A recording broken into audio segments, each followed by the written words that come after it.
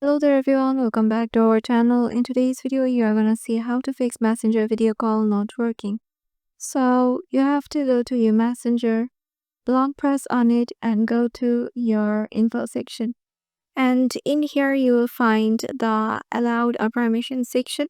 So check if your camera has the permission. So as you can see, my camera has the permission for it, but if it's not, and then you will find it in the not allowed section.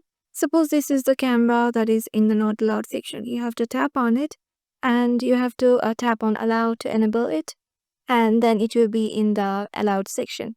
And after that, if the problem still persists, you have to update the app. So to do that, you have to go to your Play Store at first, of course, and then search for Messenger.